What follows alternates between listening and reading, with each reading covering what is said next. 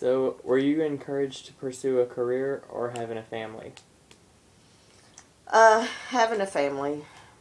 Okay.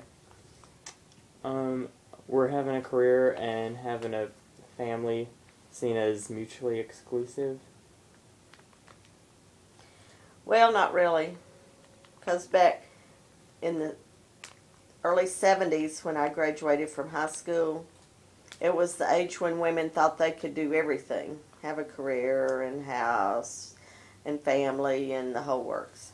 Okay. What were the expectations about how you would juggle all of those? Well, they expected women to be able to do it all. Were there different messages given to women and men? Oh, definitely, yes, there were. What were men expected to do that was different from women? Well, men were expected to get out and get a good paying job so they could afford all the finer things in life for their families. Okay. And the messages that you received, were they typical for the community? Oh, yes. Yes, because it was a, rural community, a small high school. I mean, that's what everybody did. It wasn't as open as some larger cities might have been to new ideas. Well, who placed the expectations on you? My parents and society, too. Okay. How were those messages delivered? Well, when I was in high school, the men took farming and mechanic classes, and the women had to take home ec classes, which was cooking. You had to learn to sew, and you had to learn how to set a table properly and all those things. So it was definitely, split like that as far as, future. Like they had future homemakers of America and future farmers of America. And so that's the way it was.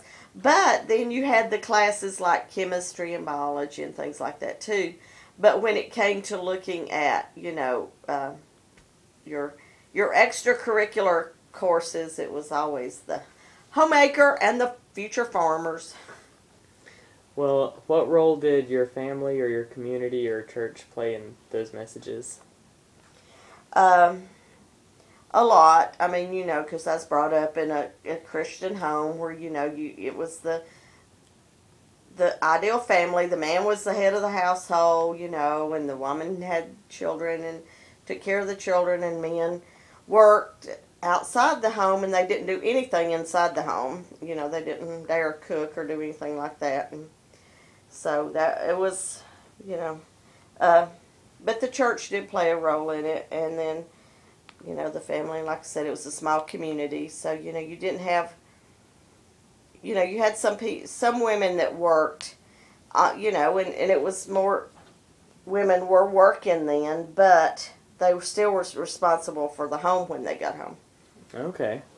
Well, how did that affect your life, those expectations? Well, I didn't always agree with them because when I graduated third in my high school class, which was a small high school. There was I think 75 in my graduating class. So I graduated third and I got a full scholarship to go to UNCA, Asheville at the time. But it was for teaching school. All my friends that I was in high school with, the ones that were going to college were going to be school teachers. And I didn't want to be a school teacher. If I couldn't be a lawyer or, because I'd had a sheltered life. I was the oldest in my family. And, being a daughter, I had to babysit my younger brother and sister, had to clean the house and help cook and do things like that. And so I wanted to get out in the world and work and earn some money. And I didn't want to go to school to be a school teacher because I didn't want to be a school teacher. So I thought, if I can't go and be what I want to be, I just don't want to go to college. I'd rather get out and get a job and work.